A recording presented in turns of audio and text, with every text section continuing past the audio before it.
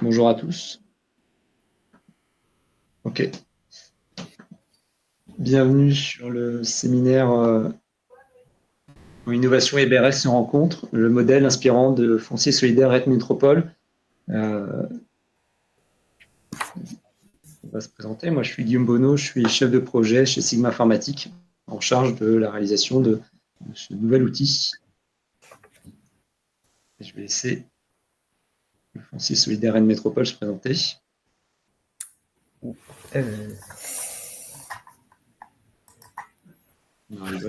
donc Marie-Yvonne Lahaye, moi je suis la secrétaire générale de Foncier Solidaire Rennes Métropole. Et Stéphanie.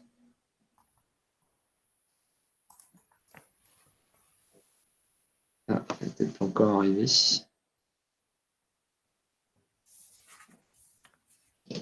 Marie-Yvonne, peut-être présenter Stéphanie. Oui. Alors Qui n'est pas oui, encore et arrivée. qui doit arriver, oui, Stéphanie André, qui elle est représentante Rennes Métropole du service Habitat Rennes Métropole. Okay.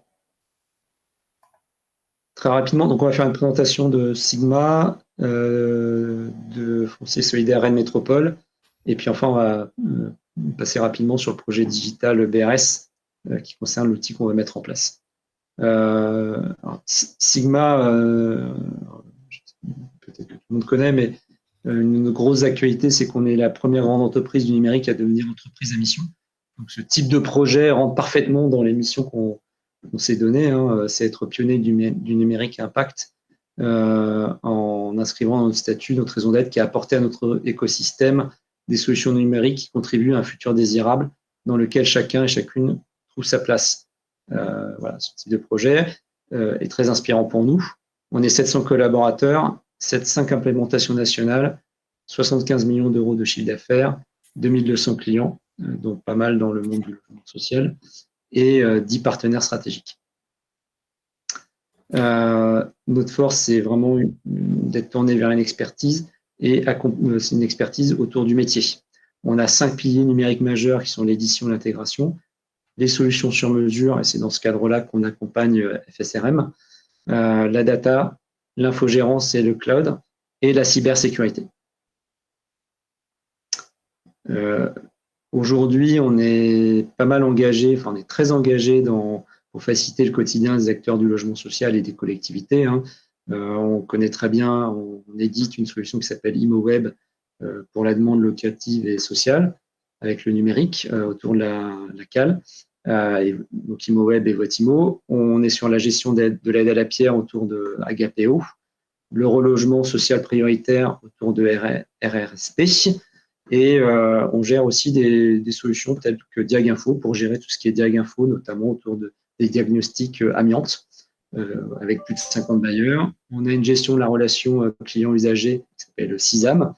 Les ressources humaines, on est très présent dans le monde du logement social, avec la paie et CRH, et la finance et comptabilité autour du reporting réglementaire, du CSRD.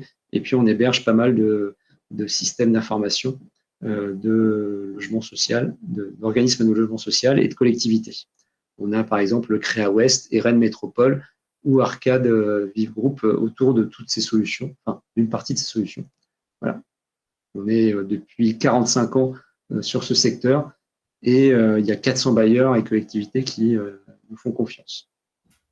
Enfin, on est le premier infogérant national. Je laisse Yvonne présenter oui, donc quelques mots sur qui nous sommes, Foncier Solidaire Rennes Métropole. Donc, c'est un organisme de foncier solidaire qui a été créé en 2018, agréé par l'État. C'est un organisme qui regroupe les acteurs historiques de l'accession sociale à la propriété sur la métropole de Rennes, à savoir des offices HLM, les sociétés coopératives, un aménageur pour la production du foncier, territoire et développement, et Rennes Métropole, la collectivité. C'est un outil qui a été créé sous la forme associative, loi de 1901, et qui a la particularité de ne pas disposer ni de locaux ni de personnel, mais c'est un organisme qui fonctionne sur un principe de convention de coopération entre ses membres, où chaque membre apporte à FSRM ses compétences. Dans la famille des OFS, parce que bon, on sait qu'il y a les OFS qui sont plus dans la famille des OHLM ou d'autres OFS, celui de Rennes Métropole est très adossé à la politique publique de la métropole et au PLH de la métropole. Qui, lui, consacre une large part au bail réel solidaire dans le cadre du programme local de l'habitat. Donc, depuis sa création, nous en sommes à 700 logements livrés en bail réel solidaire, 400 logements en chantier aujourd'hui et autant de logements à l'étude, à savoir des logements qui ont déjà été, enfin des programmes qui ont déjà été agréés. Donc ça c'est déjà le constat à la date d'aujourd'hui, mais surtout le nouveau PLH de Rennes Métropole qui est très ambitieux en matière de production de logements en BRS, prévoit plus de 1500 logements par an dans ce dispositif. Donc a étendu le périmètre d'intervention.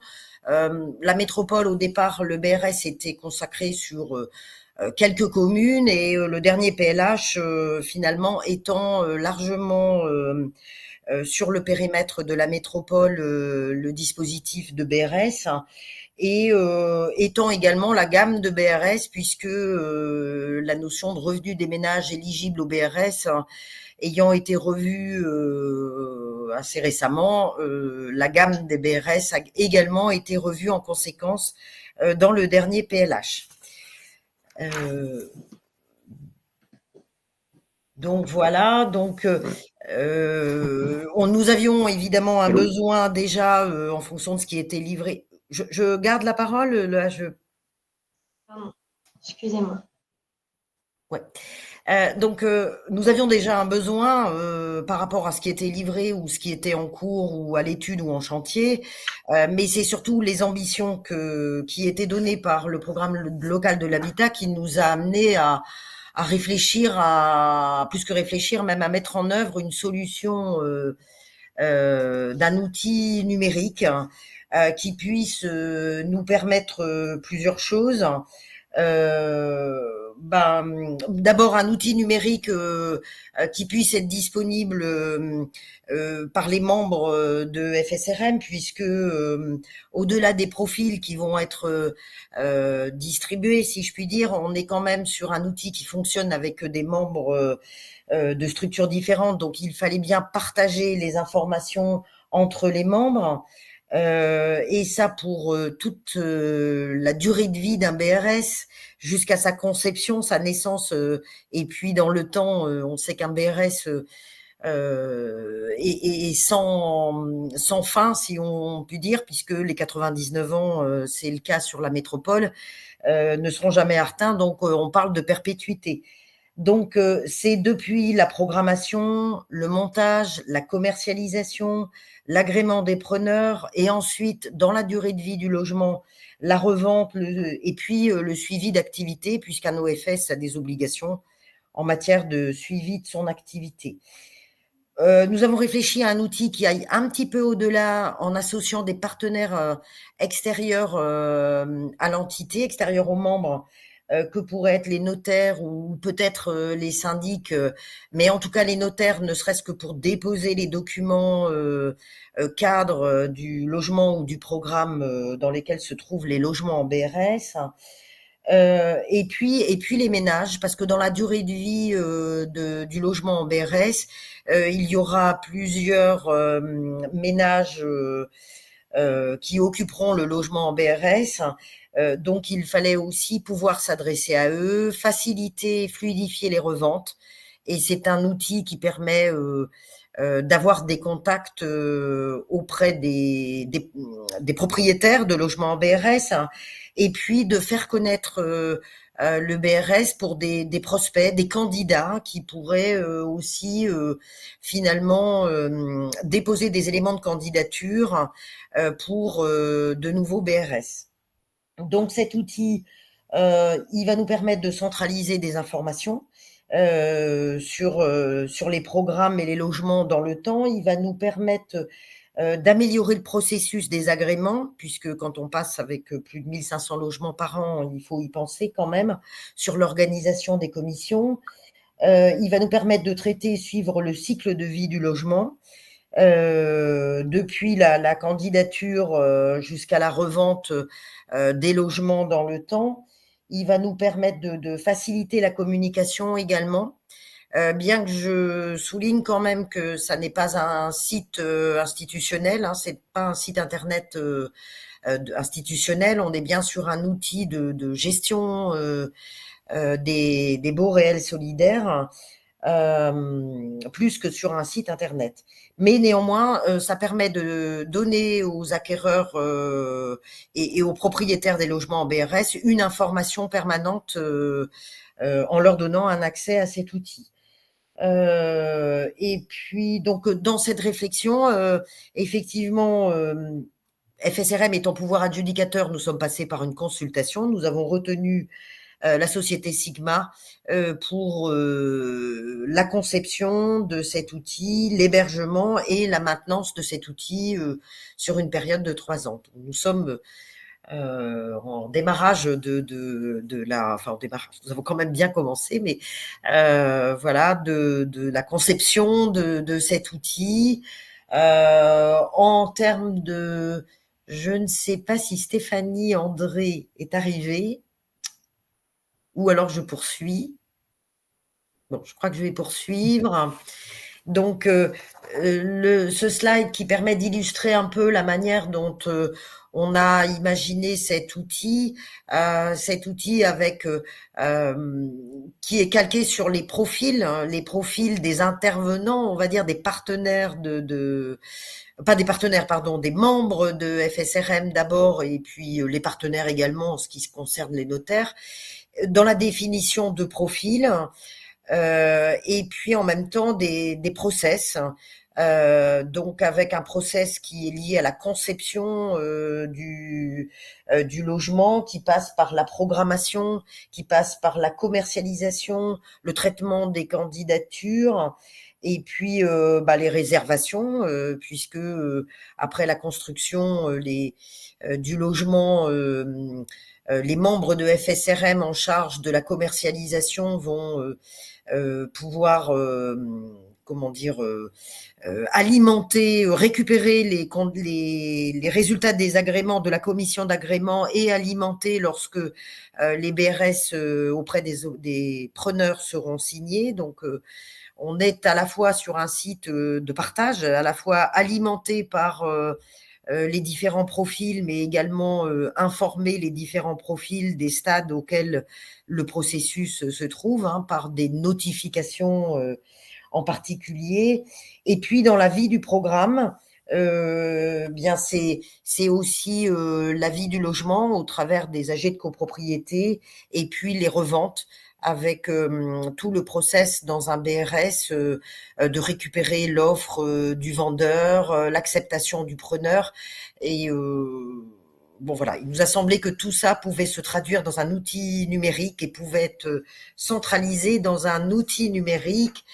Donc dans le slide suivant, c'est une autre présentation de l'intervention et justement de chaque profil autour de cet outil avec, on aurait pu y ajouter des flèches à double sens, c'est-à-dire alimentant les bases et les informations qui sont dans l'outil et en même temps qui permettent de situer dans le processus chaque phase antérieure et d'avoir finalement ces tâches à remplir dans un processus de conception ou même de revente dans la vie du logement ultérieurement. Donc voilà, je pense que j'ai à peu près donner les informations. Enfin, je sais pas si vous voulez en rajouter de votre côté, Sigma.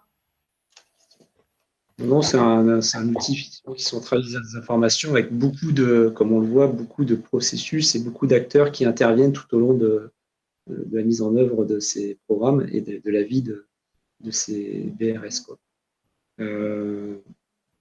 Ouais, si vous avez des questions, vous pouvez lever la main numériquement ou faire une question dans le chat.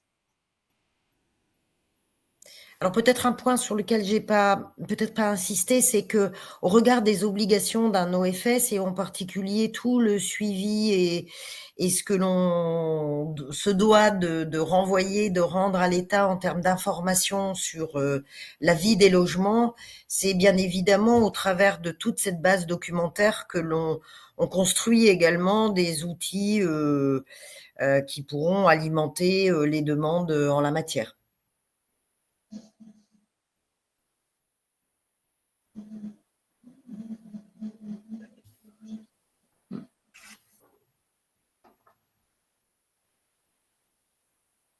Est-ce qu'il y a des questions?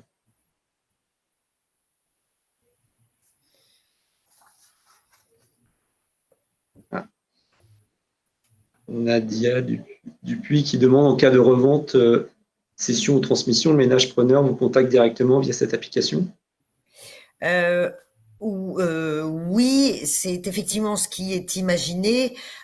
Très en amont, il y a déjà un prix plafond qui peut lui être communiqué en fonction des conditions inscrites dans le BRS. Et ensuite, le processus de remise d'une offre en parallèle de la démarche qu'il fait auprès du notaire, bien sûr, puisque ça passe par un acte. Cette revente pourra être suivie et sera suivie sur l'outil, oui. Et en plus, on a rajouté, enfin, on a une fonctionnalité qui permet de connaître le montant de la revente. En fait.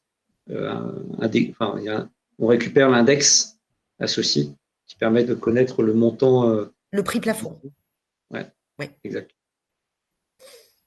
Ça, le ménage est au courant, quoi.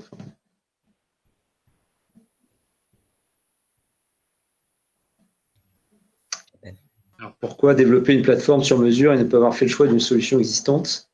Je ne crois pas qu'elle existe, mais bon, peut-être que,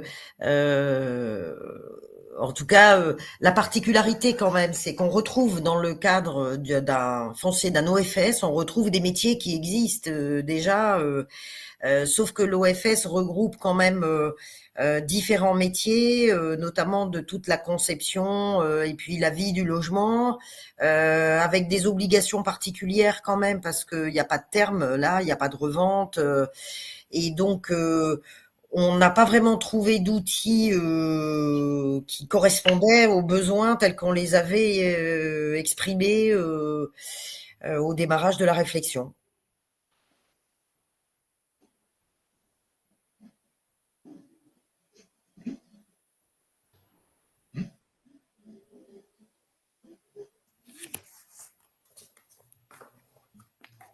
Est-ce qu'il y a encore d'autres questions?